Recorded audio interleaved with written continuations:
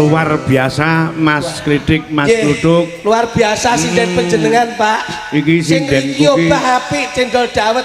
Lah sing gedhi malah dipido karo Pakde iki kok. Iya. Ambok kuwi antaran pirang-pirang bengi sesasi agresife ora kaya sinden SGI. Percontohan duren tumpak pelem nggih pojok dhewe nika. Iya. Nyegerke tenan. Matur nuwun Mas Minto. Tinimbalan sowan ana ing Desa Tumpak Pelem Sawu Ponorogo Mas Kritik. Alhamdulillah, alhamdulillah wa syukurillah. Heeh. Dalu niki sareng-sareng panjenengan Pak Minto. Wondene kaberkahan kula lan panjenengan dipun rawuhi para punggawa-punggawa agung ing samangke sami lelenggahan wonten ing Tumpak Pelem dalu menika. Nggih. Nggih, mula alhamdulillah masyarakatipun gumalong nyawiji, guyub rukun sayek saeka kapti menanamkan persatuan dan kesatuan untuk menjaga NKRI harga mati. Untuk menjunjung tinggi negara Republik Indonesia, mengangkat harkat martabat budaya Indonesia. Tepuk tangan untuk warga masyarakat Pelem dan dadi pesemone wong sepuh biyen ki kanyatan ana ing Desa Tumpak Pelem. Saestu. Cerah gawe bubrah rukun gawe santosa. Mula niki hebate ngeten niki Pak. Tumpak Pelem niku luar biasa. Buani memimpin Desa Tumpak Pelem 3 periode. 3 periode. Buati napa Buani, Pak? Buati. Buati matur nuwun.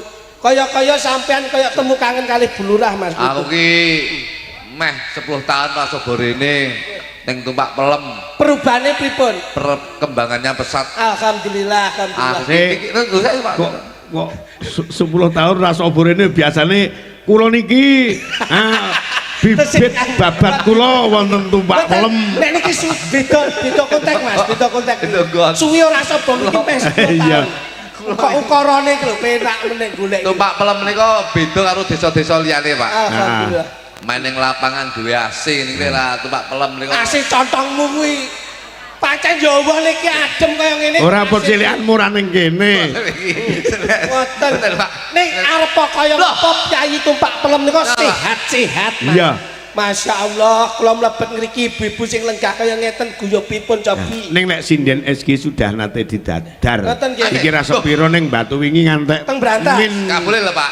12. Untuk saat ini himbauan dari pemerintah pusat tidak boleh didadar, Pak. Loh, lah ngapa, Mas? Kok kaya ndok. Kudu diceplok apa digodhog. Lah kula MBG ngawur. Tegese iki dicedi. Nah, wis tahan uji. Nek Tumpak Pelem niku non saya lho, Pak Mito. Ya. Tumpak Pelem itu adalah desa yang maju, Pak. Nyatane dalu menika ya nek hadiah utama. Hadiah ngapa, Mas Lutut? Galon menika galon matane kuwi kok iso. Wong galon kuwi dingge tandon masjid e rumangsamu. Terus gundulmu jeding lho. Kamar mandi. Jeding to. Lek ngomong apa iki? Marai bibit bobotmu lan kene. Tak kira kono ki ya ana masjide ngono. Pak saestu, Pak. Dalu menika kula niku remen sanget. Karawan Bapak kula Ipung, Pak Ipung Kusoni. mantan bupati. Alhamdulillah. Ipung. Saribet Ibu. Saribet Ibu. Saribet Keng Rayi. Mas Mirsa. Nggih. Mas Agus juga. Itu adalah beliau itu adalah pejabat-pejabat yang hebat, Pak. Alhamdulillah. Ini perlu dicontoh, Mas. Perlu dicontoh. Kenapa Mas Minto? Nek budale pejabat niku didasari saking masyarakat. Ya. Nek wis masyarakat duwe niat ngunggahke pejabat dadi aparat negara, insya Allah akan dikembalikan kepada masyarakat. Yen budale saka masyarakat dadi pejabat, nek wis lungguh dadi pejabat, yo ayo dibalekne karo masyarakat. Nah, dadi ibaratnya iso gelar, iso gulung. Lah saiki kok kekelak kepara kepenak malah dirasake dhewe. Masyarakat cilik sing dadi korban iki dicontoh, Mas. Loh, kok ora cengengesan lho sampean. Omongane wong ditanggap wis ngono kuwi. Loh. Wah, iki lho. Sapa sing teko mbok lem wis ngono kuwi wis. Piye to iki? Ora beda kaya gembos. Tumpak Pelem sangat luar biasa, patut untuk diaturi jempol. Seniman wis ngono kuwi. Seniman iki kaya blumplon.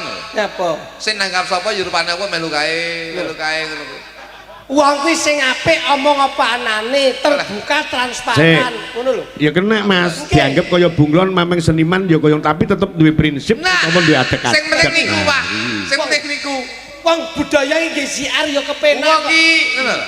Jajali. Pas sing nanggap Pak Ipong rawuh, terus Pak Agus Dewan-dewan teko terus lem. Lho. cangkemmu iki lho.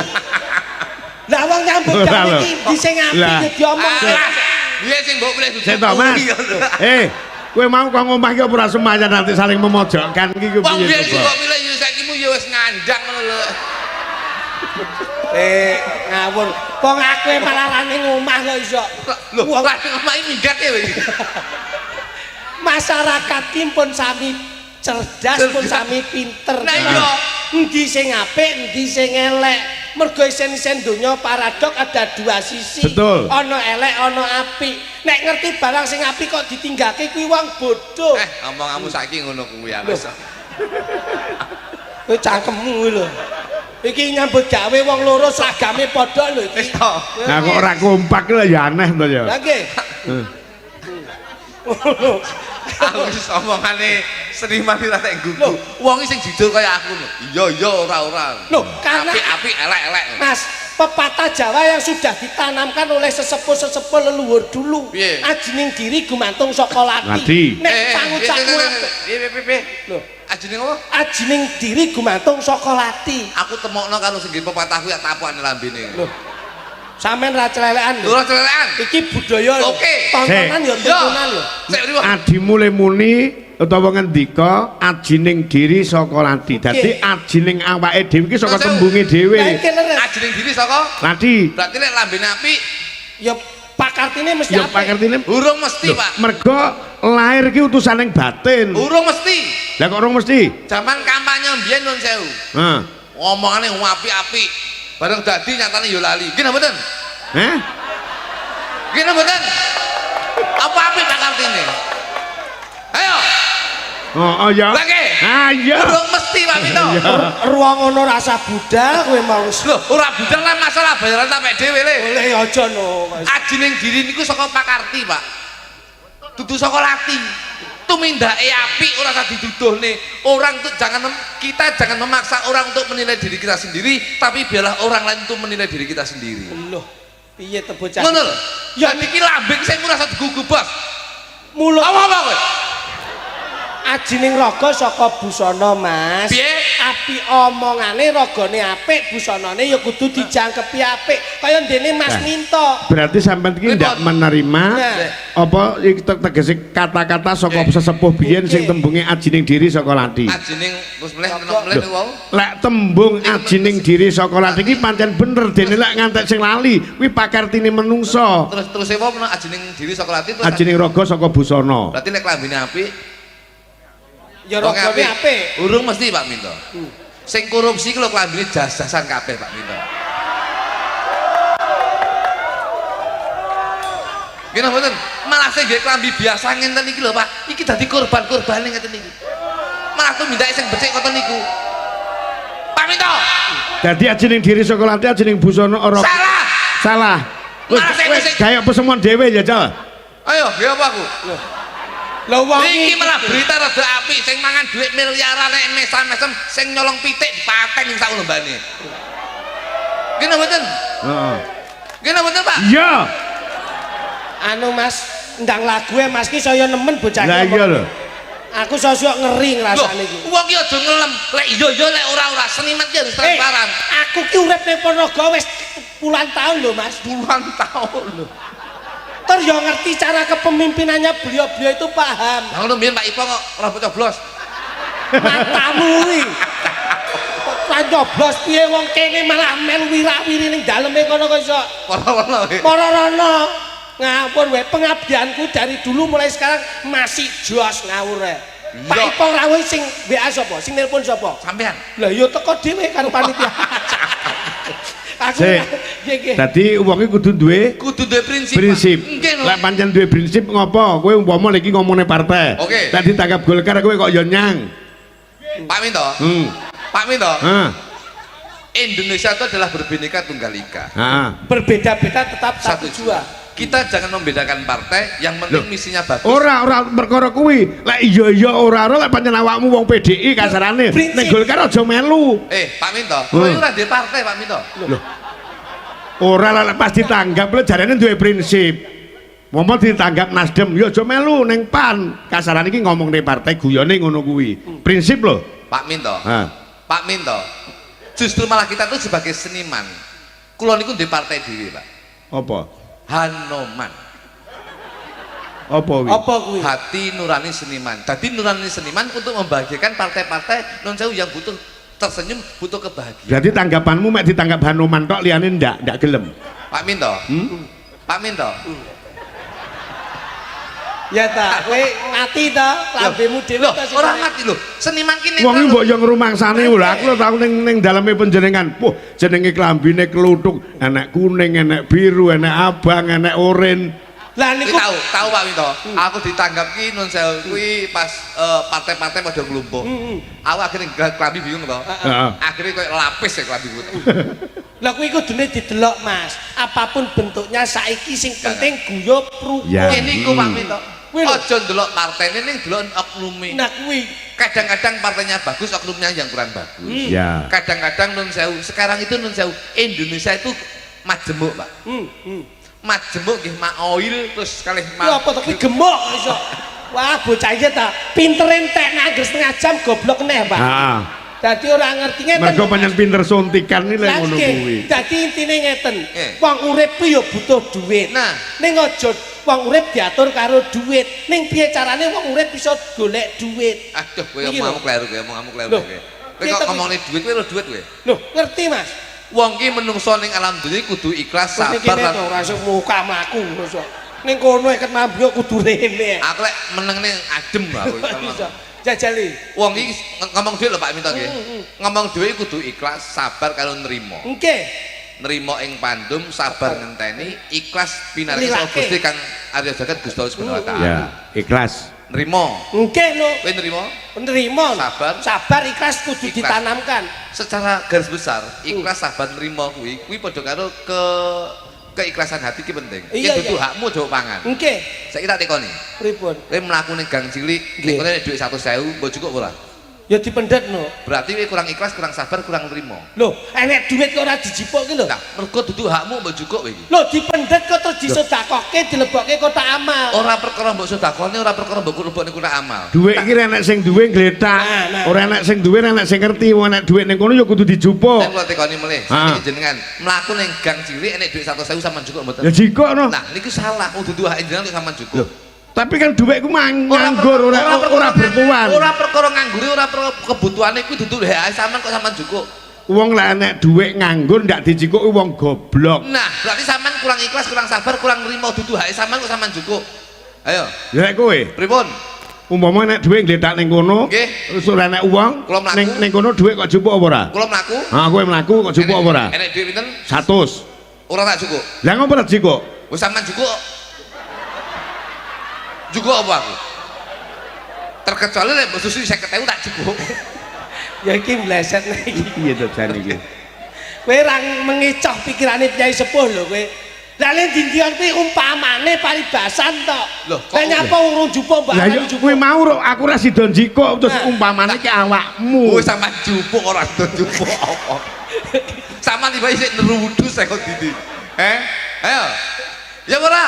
Terus cukup apa aku sampean cukup? Ya, Kok iya tok. kowe ikhlas to? Ikhlas. Ikhlas dadi wong lanang tanggung jawab sebagai Tanggung jawab. saka guruning keluarga. Oke lho. Mula kowe iki padha karo tuyul kowe iki lek ikhlas. Lha kok saged? Ah nyambut gawe mempeng. Duit diwehne wong wedok. Terus? Kok tekan ngomah ngemik, bareng ngemik golek duit neh. Saiki kalau tekoki. Heeh. Sampean nyambut gawe ngeten iki to. Terus jenengan wehne mbok Bojo. mau bojone sampean dijaluk bojone sampean oleh ora? Wehne no. Oh iya kene Gusti ya melaku oleh ya. Lho, nyapa kok? Nyambut gawe duwite diwehke wong wedok. Nek entuk duit, Sampean nyambut gawe oleh duit to. Ya. Delalah nun sewu mau dijaluk bojone oleh ora? Ya olah dijaluknya apa? Ya, tak pek kene Gusti ya. Loh. kowe iki piye to ngomong iki lho? Iki jenenge kupingmu kopok nih jenenge. Lah wong teko disauri Ya lah apa? iya. Sik, umpama kowe sampean nyambut gawe.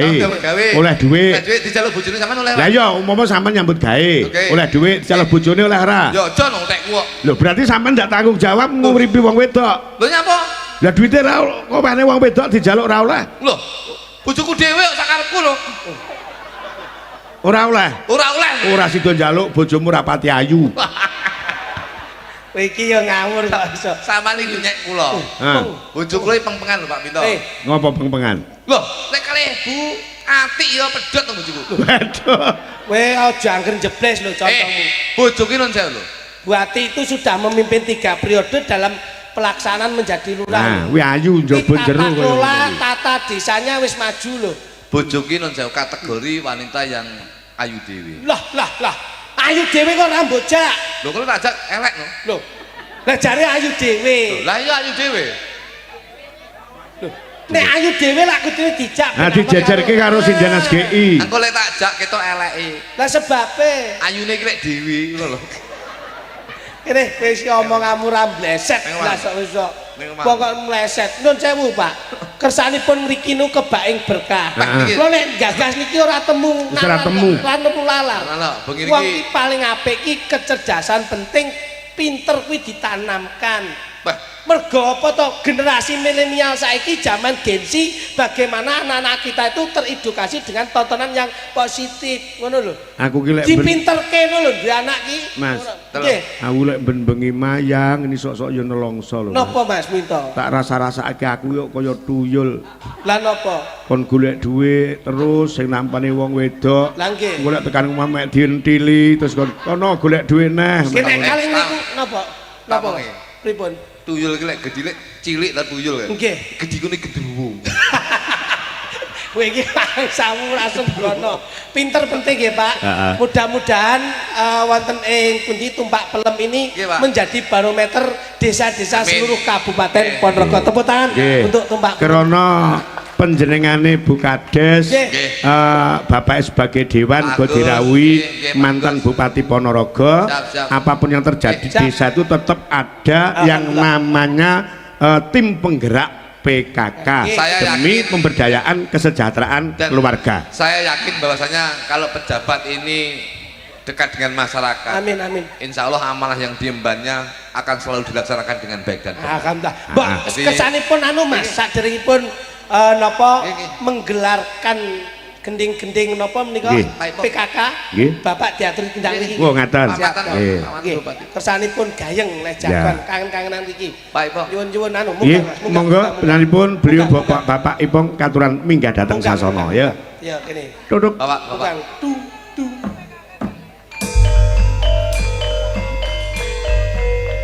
Monggo Mas Haji. Kasuwun tindak wonten Payon Agung. Dipun dampingi Bu Lurah. Derek Mas Agus.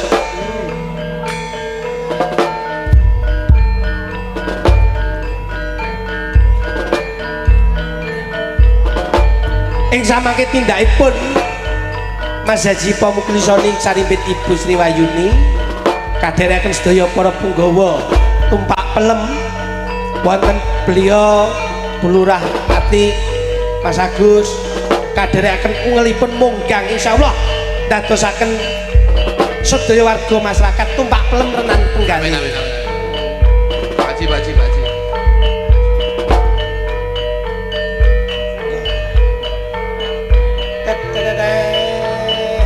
Trompetmu sudah Bos.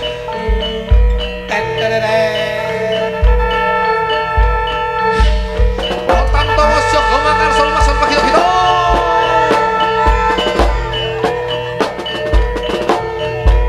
Tepuk tangan untuk beliau Mas Agus, Mas Haji Pong, Bati. Monggo diagem mawon to Mas. Trompetmu apa bel tronton to?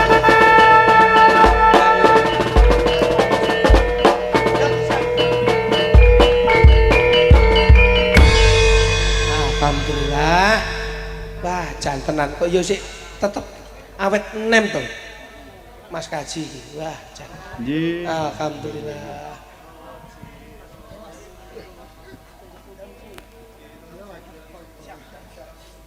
Alhamdulillah. Monggo, Mas Agus, nggih, Mas. Monggo, Bu Lurah, monggo. Alhamdulillah. Pun derek panjenengan menika kangen-kangenan Mas Haji. Kangen-kangen kali warga masyarakat Tumpak Pelem. Nah, ngoten. Nggih, mbok menawi paring dawuh seklimah kalih klimah Nggih, monggo, kagem pangandikan warga masyarakat panjenengan. Tumpak Pelem nggih. Assalamualaikum warahmatullahi wabarakatuh. Waalaikumsalam warahmatullahi wabarakatuh. Dalu rahayu sedaya mawon. Rahayu. Alhamdulillah dalu menika sak sampune kula duwangu boten tindak teng masyarakat dalu niki teng tumpak pelem yang adem niki. Alhamdulillah. Mudah-mudahan dengan napa niki bersih desa niki tumpak pelem masyarakatnya tetap sejahtera. Amin. Nggih. Sejahtera gemah ripah loh jinawi. Amin. Pak Agus, Bu Ati, matur suwun atas nama masyarakat Ponorogo, jenengan sudah 15 tahun lebih mengabdi untuk 19 tahun. 19 tahun. Luar biasa. Tepuk tangan. Luar biasa. Mudah-mudahan langkah Bu Ati ke depan tetap bagus. Amin. Ya, dan tetap mengabdi untuk masyarakat Tumpak Pelem. Amin. Pun ngoten pun Mas Siap, Mas Kudo, Haji. nggih. Siap, Mas Ibong. Siap. Saya malam hari ini senang sekali bisa datang. Alhamdulillah. Niki wau kula saking Jakarta Pak Mindo. Nggih. Medun pesawat langsung mriki niku. Nggih. Nggih, sampun dipun dawuhi kalih Pak Agus kala wau. Sami Pak Ipong, kula nggih saking Kalimantan mudhun pesawat langsung mriki kula wau. Kalimantan mbahmu kiper kok iso. Tadi Pak pesawat telepon Pak.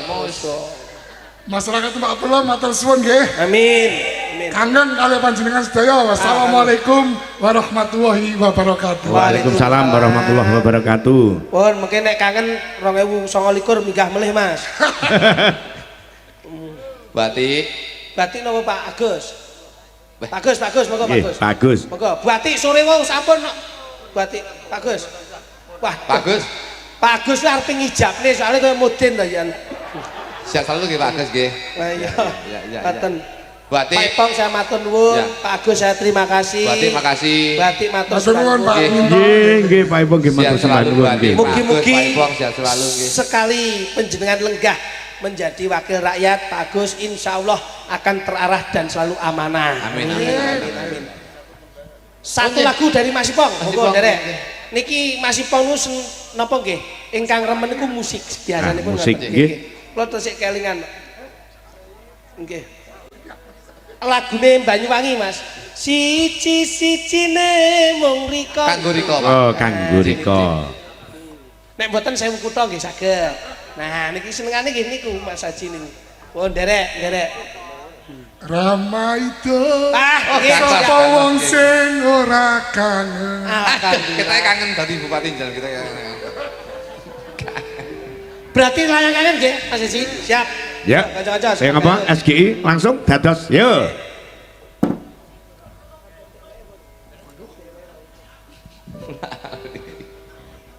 Spesial layangan katur datang warga masyarakat Pak Pelem. Ada Mas Haji Ipong Muklisoni kalian Mas Agus, kalian Bu Ati. Spesial layang kangen.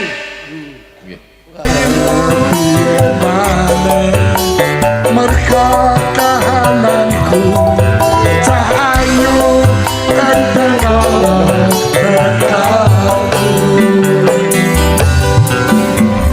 Tepuk tangan kanca-kanca kagem Iya, beliau. Mas luar Haji Ipong biasa. Muklisoni, Mas Bagus. Terima kasih. Pak Kalau nemu jenengan yang nyanyi saya jogeti kan ya. Nyuwun Mas Bagus, nemu. Mas Agus, oh Nggih, nyuwun nemu di damel reggae nggih. waduh, reggae. Ya, nggih. Wah, Kersane asik, Sigra. asik, siap. Yang membawakan konco-konco sinden atau Mas Agus sendiri? Wah, cocok. Pun. Nah. Reggae Mas, reggae. Reggae, buksas, rock, sepan, daster, wah, bablas. Jan. Wah, Jan. Pangapunten nggih, Mas Haji. Wah, Jan panjenenganis. Mangke tindak dalem katong. Lah nggih, sampun mangke kula tak kampir nggih, Mas Haji. Tapi anu motor sing apik jan segane Pak. Niki sinten Mas Lidik ingkang nembang sinten? Nika anu Bagus, ngoten bagus. Mas Oh, Diwan, bagus, Mas Agus, nggih. Mas Agus nggih. Alhamdulillah. Yuk. Siap, monggo kanca-kanca. Ya, sikat, Ya. Dispesialkan warga masyarakat Tumpak Pelem malam hari ini. Ya. Ya, Iya. saya itu Pak Dewan. Dandanane agamis ning lagune reggae. Tak kira nek Pak selawat. Mindo, Nggih. kalau nyuwun tulung mbak-mbake nyanyi Kicomania saged. Saged. Saged. Saged. Aja nek kok kicau mana menika kulino ngico ta niki. Niki kok ming kicau sak manuke kulino. Kicau. Ya Nduk, kaya apa ya sing nembang Kicomania. Nggih. Siap, monggo. Iya, Nduk. Terima kasih Pak Haji. Pak Gus. Matur suwun. Siap. Bati. Nggih, Bapak nggih. Terima kasih. Sapa Nduk sing nembang? Ngersake penyanyi pinten Mas Cipong? Sedaya napa? Oh, Oh, semua. Ini Nduk, kabeh Nduk. Yo, ngadeg kabeh kaya ngapa? Sedaya nggih minggah panggung. Siap, Nggih, siap, nggih, siap, siap, siap, siap. Ngoten. Oh iya. Wah, alhamdulillah. Sembah nuwun Bati kersa tindak wonten panggung, Nggih, matur nuwun sehat Pak selalu. Gus. Terima kasih, terima kasih. Niki tembangipun Kicomania. Hah? Mangke dipun bablasaken lali janjine saged. Nggih, Bapak monggo, Nggih, monggo nderekaken. Dereke siap, siap, siap dereke. Lagu niki lali janjine cuman senggakne kicau mania. Ah, Nggih, yuk, nggih. kaya ngapa? Lali Langsung janjine. dadi pundutan saka pilihanipun Bapak Ipong lali janjine senggane Kicomania. Yuk, dados.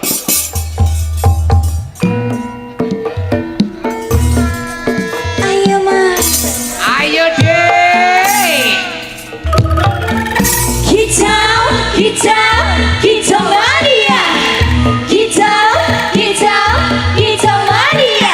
Gaspol dangan, gaspol dangan, makhlukku siap nembak, mainku raka oya.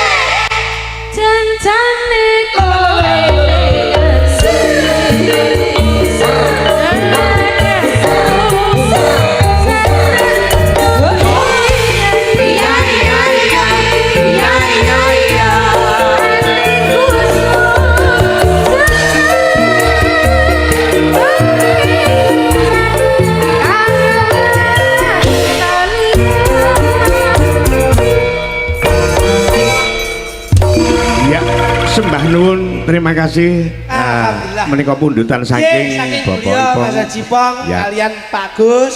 Iki pokoke sing penting tetep nyawiji. Nggih. Ada sinergitas di antara Nggih. pemerintahan napa niku Pak? Kangge bocah-bocah niku. Ya nduk nek nggih tambah-tambah tuku sesuk tak cilik-cilik ngono. Ah, Mas kula panjenengan nyuwun kalih Mbak Pipit. Oke, siap. Pip ngadeg ana, coba lajenana ki Mas Gojo. Tuk, ayo kene.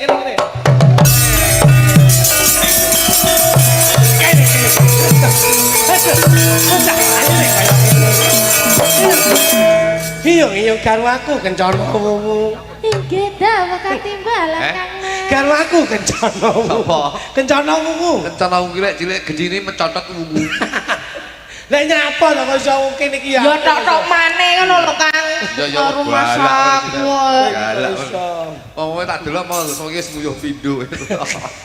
Lah kowe yo ngemat niku yo ngopo iso trawane ya adem kok iso. Lah nggih. Manto karo aku ya Cahayu. Inggih Kang Mas. Kowe pengen ora? Apa? Lho karo iki pengen ora? Pengen lho. Nek pengen didum, Dom, separuh mendhuwur sampean, Ya. separuh mengesor aku. mau aku ora mbok tandon aku. Kok nyuwun tandon ki ya ngopo kok Tandon iso? iso iki. Ngono jajali. Jajali karo Mas Lutut jajali. Pit. Pripun Kang Mas? Iyo, karo aku. Kowe kencana wuwu. Kaya-kaya aku kesengsem marang kowe Ganti Cahayu. lakane. Apa? Entit. Entet ya ape-ape. Entet. Entet ku mendet-mendetan. Kono-kono. Jajali. Awakmu dadi ragil kuning, Iya. aku dadi entit. Oh ngono. Lebut njuk ya. Kalau sudah berdamai. Terus lawe. Roh, celok-celok sik ta? Celok-celok sik sama dadi entit ta? Iki kangge suluk apa ora? Mboten mawon. Waduh ora ki piye? Mboten hafal. Ngene gawe tadi sing aku ngono. Nah, ngono lah apik. Sulasi mireng di Pak. Ngono. Akil uning. Aduh, Piye entet? Undi. Ya bene anake ngene kok. Tapi aku nyita mek wene, anu endet kok anu akil uning.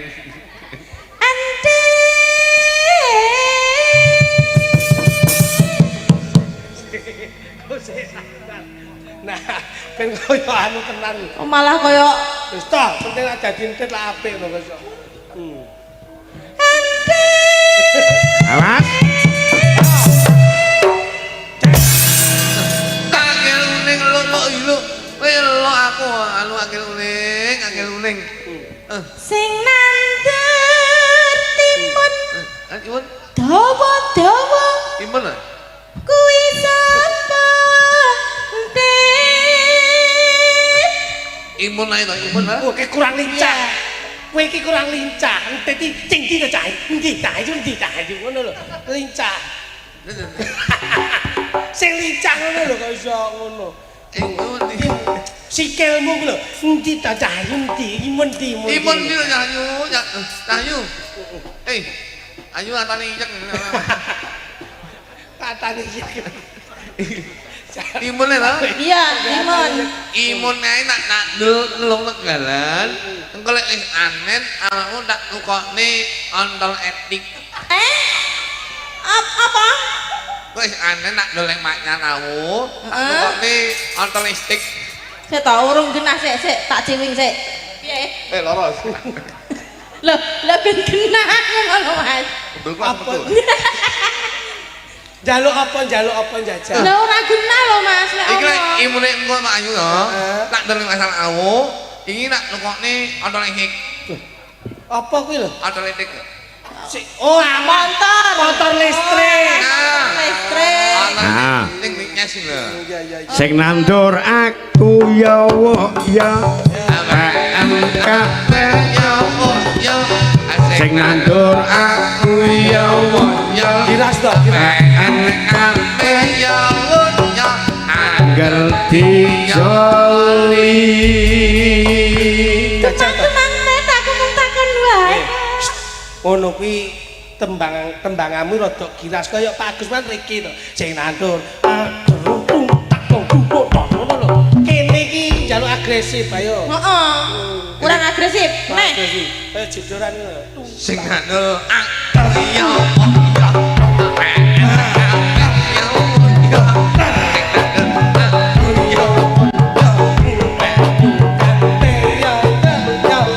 Angger dicoli.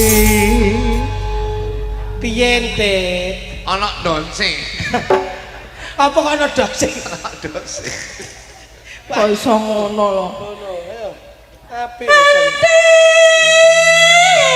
Awas. Ayo coba. Sing dhuwur to.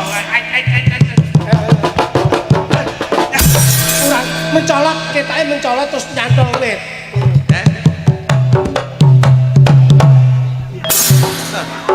Tuh. Aduh, dolang. Aduh. Lah kok imunku mbok anen. Kok imunku banget. Imunku mbok panen. Imunmu mbok pangan. Sing nandur. Ilu aku mek ilu. Terang. Elong sing ngene. Dundeng. Kuwi elong yo. Kuwi sapa Dit? Elong luneng kan? Iya. Hengkong. Iya, kuwi nakane sapa? Tek emus. Gelem apa ora? Lem. Gelem. Lem. Gelem. Asing nanu aku yo.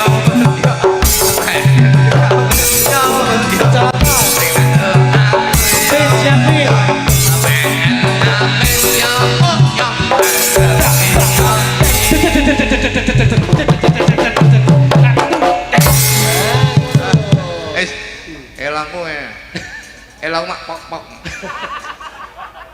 Kemang Tet aku mung takon wae. Kok lu apu iki lho kok.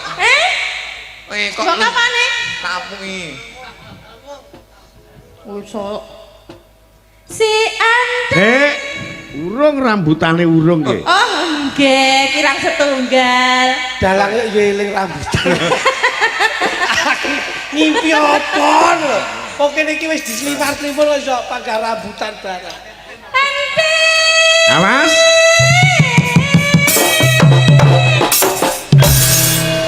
Kok nek ilu kok. Gak apa Sing nandur rambutan. Kerut.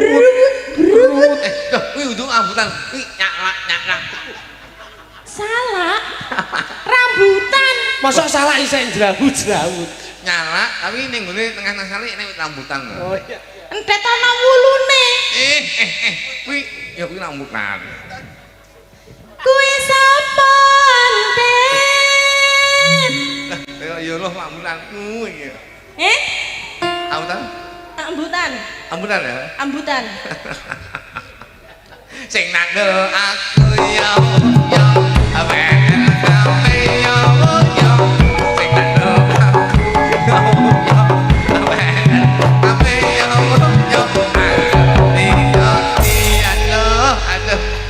Aduh dan anu agel uning kaya entok. Kok iso kaya etak. Kayak hangsong. Agel uning. Piye? Kowe lho tawek bojo ya. Emoh aku. Tawek bojo ya kowe. Emoh. Kowe gelem-gelem ya bojo. Emoh. Kudu lem. Emoh aku wegah. Kowe ala kok. Hei, Emoh. agel uning. Emoh. Lem ora? Si Antet. Sik. Rumah sakit. Ngobrol salah putri.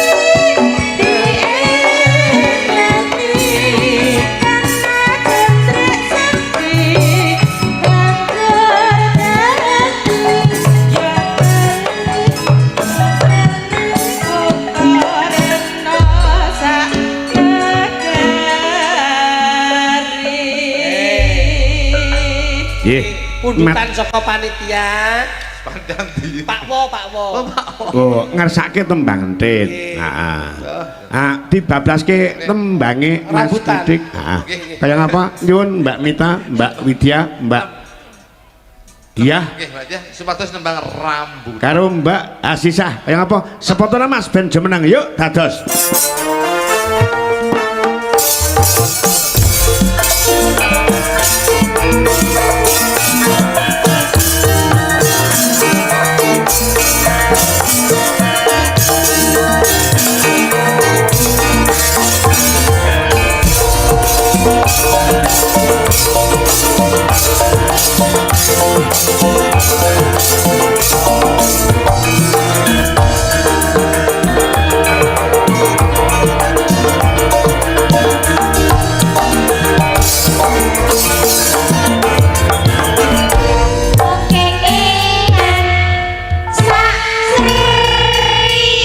wonten pundutan kalih Wijaya Kusuma kalian Grigis menika saking segenap perangkat tumpak pelem. Kaya ngapa? Ya Kusuma Wijaya. Kusuma Wijaya. Dipilih salah satu nggih, Pak? Oke, Kusuma Wijaya nggih. Ya. Oke, yuk kaya ngapa langsung dados.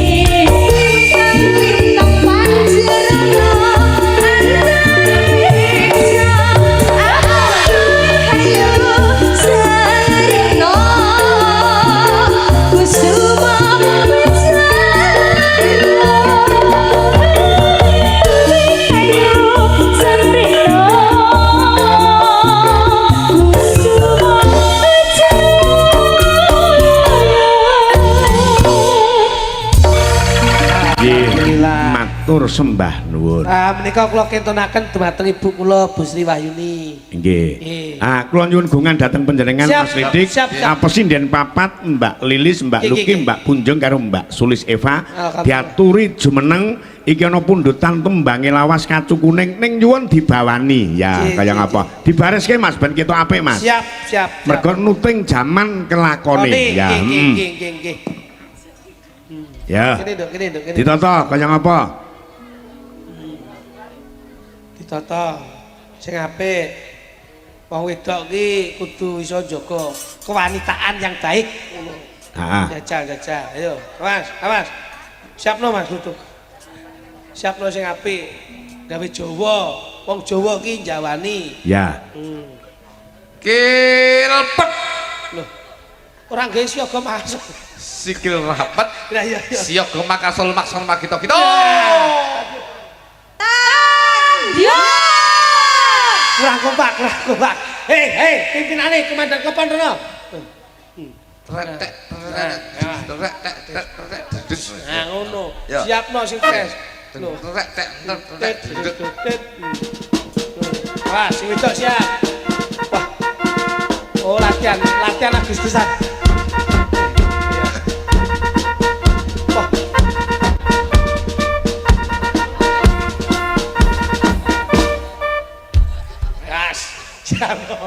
Siapno, kok do cengengesan ki enek kepala komandan lho kok iso. Kita enek baterainya nang itu. Ayo, dadi Rotam Tomos Yoga Makar Saul Maksana Makito. Ya. Bah aja uraan ngono to. Kok iso uraan sing selaras. Tahan dia, ngono lho. Oh, seman ini. Kilpet.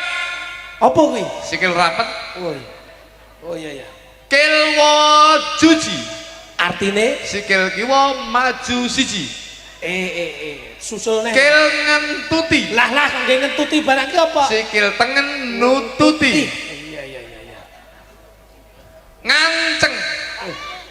Apa kuwi? Tangan kenceng. Oh, lencanganan dok, lencanganan. Pak Teratap ngono aku. Ngan blok. Apa kuwi? Tangan ceblok. Ngan gem. Tangan gegem. Temu. Apa kuwi? Ngantem dasmu. Oh, mbok parake rene. Sesuai nyireng. Jangan nyilit iku dulu. Nyireng. Kuning. Apa kuwi? Nyanyi kaju kuning. Reng lanto. Apa kuwi? Bareng dalang minto. Ono. Yuk. Lho, apa kuwi? Ayo. Nganggo bawon apa mboten, Mas? Wah, nggih saenipun mboten. Yo. Kaya ngapa? Kacu kuning tanpa bawa dados. Asik. Dok. Anu dok, sing sintetis dok. Daripada beli Neme.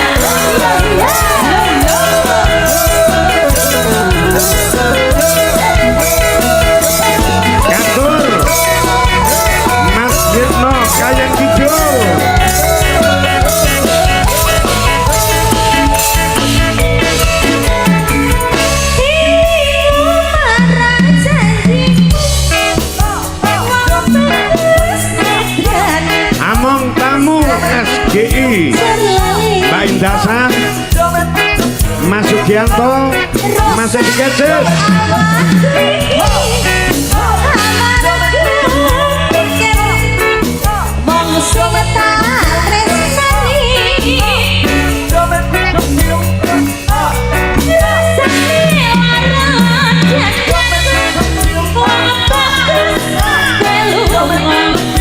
Yeah.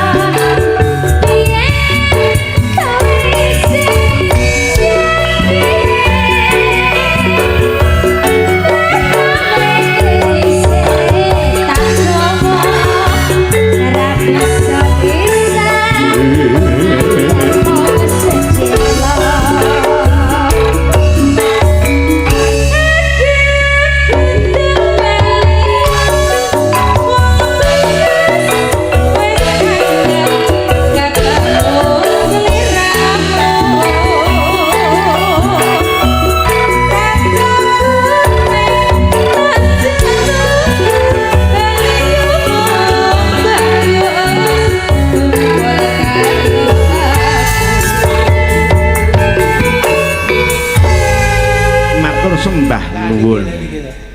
Mas Klidik, Mas Luduk, kula nyuwun sak tembang saking panjenengan ala panjenengan karo Tule Tatit ngenteni Pake sawetara. Ayo, kaya ngapa? Tembangin apa, Mas?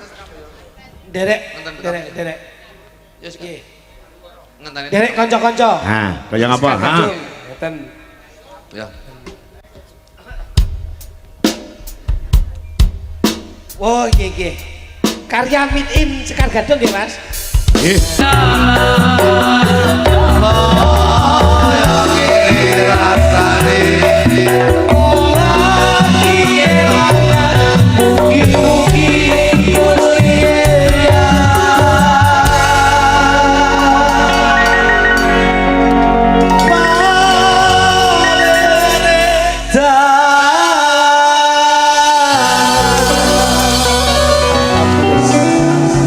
Mas Tatit, dalu niki anggenipun seneng-seneng wonten ing tumpak pelem, wasipun wonten ing adicara Limbuk Canggih. Insyaallah menawi piyai menika seneng nggih ampun seneng kebablasan.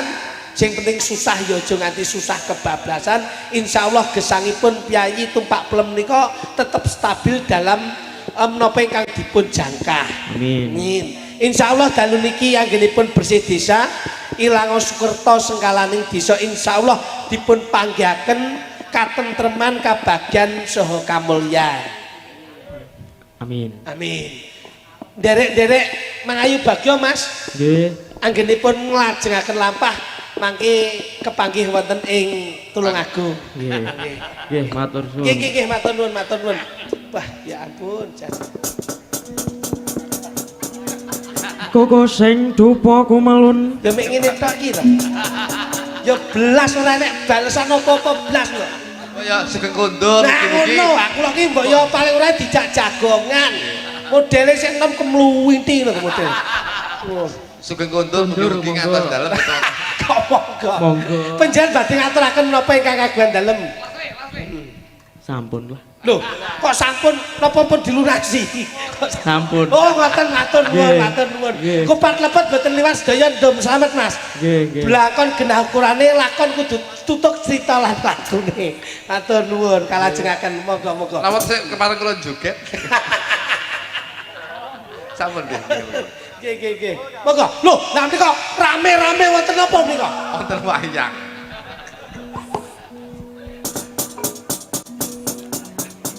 Koko sing dupa kumelun.